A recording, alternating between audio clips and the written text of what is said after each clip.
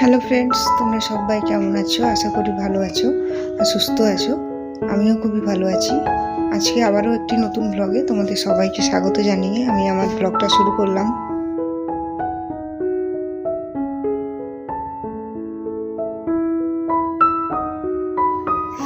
এখন ওই সময় হচ্ছে সকাল 7টা মতো। তো সকাল 7টা থেকে আমি ব্লগটা শুরু করছি। ঘুম থেকে উঠে ব্রাশ ট্রাশ করে নিয়েছি। ব্রাশ করে তারপরে এই যে বিছানাটা একটু ঝাড়তে চলে এলাম, আর বিছানাটা ঝাড়ে রান্নাবান্নার কাজে যাব।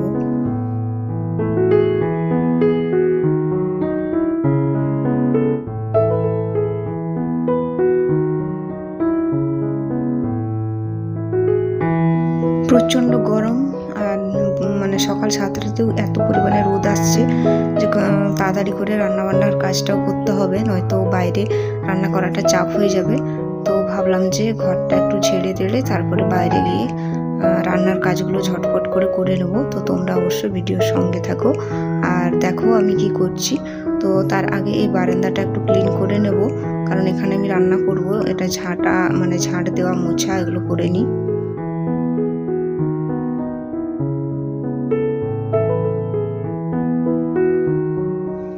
আর একটু ঝড় বাতাস হলেই এই বারান্দাটা প্রচুর ধুলো হয়ে যায়, কারণ আমাদের গ্রিলসগুলো আছে, বুঝতেই পারছো, সেরকমভাবে কিছু নেই, তো ধুলোবালি ঢুকে যায় আর কি।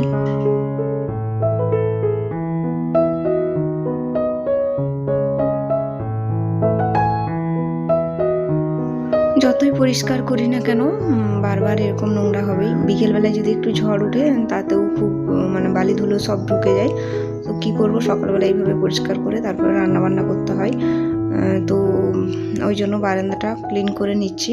আর তোমরা যারা নতুন বন্ধুরা আমার ভিডিও দেখছো, যদি ভালো লাগে অবশ্যই একটা লাইক করে দিও, আর যদি খুবই ভালো লাগে তাহলে আমাকে ওই কাজটি অবশ্যই কমেন্টে জানিও।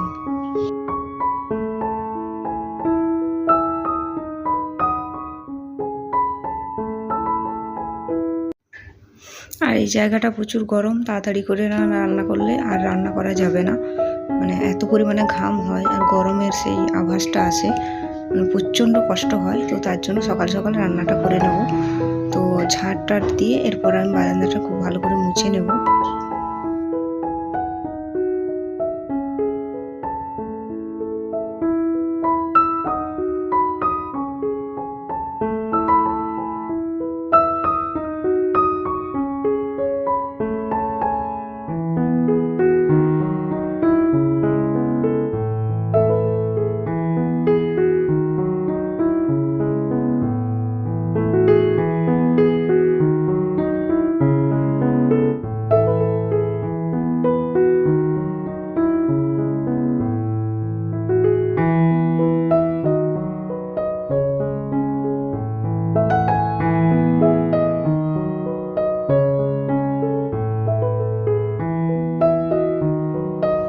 তারপরে একটু ব্রেকফাস্ট করে নিলাম। সেখানে ছিল ওই যে পাউরুটি আর একটা কলা। পাউরুটিগুলো একটু তেল দিয়ে হালকা সেঁকে নিয়েছিলাম, আর কলা দিয়েই খাওয়া হয়ে গেছিলো। তারপর খেয়ে দিয়ে রান্নার কাজে এলাম। রান্না বলতে সব কিছু কেটে কুটে নিয়েছি। আজকে একটু শাক ভাজা হবে, আর শাকের সাথে একটু কুঁদরি দেবো, কুঁদরি আর শাক একসাথে ভাজবো। আর এই ভাজাটা কিন্তু আমার খুব ভালো লাগে। তো তোমরা যদি ভালো লাগে অবশ্যই কমেন্টে জানিও। তোমরা যদি কেউ এরকম করে রান্না করো অবশ্যই কমেন্টে জানিও। তো তার জন্য আমি প্রথমে শাকটা কুঁদরিগুলো ভেজে নেবো, তারপরে কুঁদরিটা যখন ভাজা ভাজা হয়ে যাবে তখন আমি শাকটা দিয়ে দেবো। আর তোমরা একবার যারা কোনোদিন খাওনি অবশ্যই একবার করে খেয়ে দেখো, খুবই ভালো লাগে।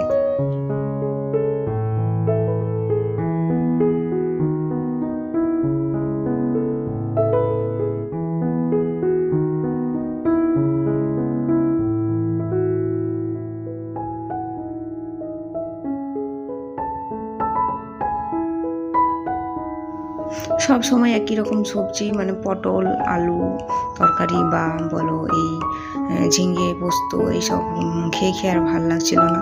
তো তার জন্য ভাবলাম যে আর শাকও দেখবে সবসময় একই রকম ভালো লাগে না, এরকম একটু কিছু মিশিয়ে করলে ভালো লাগে। তো একটু নতুন করে করলে জিনিসগুলো খেতে ভালো লাগে।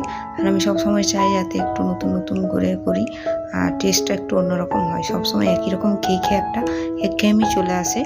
তো তো তোমাদের সাথে কথা বলতে বলতে দেখো আমাদের মানে আমার এই শাকের ভাজাটা কমপ্লিট হয়ে গেল। তো এটা হয়ে গেছে। আর আজকে যেহেতু ছুটি আছে তো আজকে রান্না হবে একটু চিকেন আনা করেছি।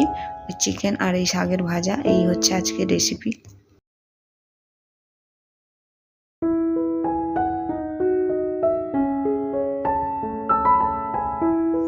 আর দুজনের জন্য হলেও মানে একটু বেশি করে চিকেন আনা করাই, যাতে রাত্রেবেলায় আমাদের হয়ে যায়। মানে একটু চিকেন রেখে দিই, সেটা হচ্ছে রাত্রেবেলায় আমাদের রুটির সাথে হয়ে যায়।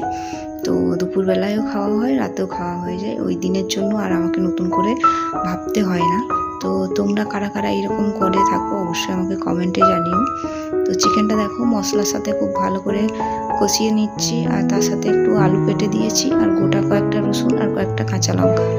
তো এগুলো দিয়ে এখন খুব ভালো করে মাংসটা কষিয়ে নেব।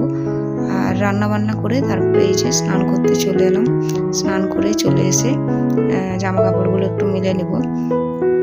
আর এখন ওই ঘড়ি কাটাই বাজে দুপুর ওই 12টা মতো।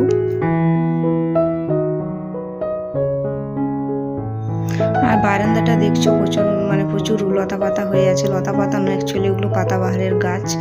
আর এই গাছগুলো লতানোই হয়, আর এরকম টবে হয় বা এরকমভাবে হয়। তো গ্রিলের ওপর ওগুলো দেওয়া আছে, দেখতে কিন্তু খুব সুন্দর লাগছে। আর তোমাদের কার কার এরকম ভালো লাগে অবশ্যই জানাবে। তারপরে এই যে একটু ঠাকুরকে মানে ধূপ দেখিয়ে দিব। স্নান করার পরটা সবাই করে থাকে। তো আজকের ভিডিওটি যদি ভালো লাগে অবশ্যই আমাকে জানিও। আর আজকে আমি এত দূর পর্যন্ত ভিডিওটি রাখলাম।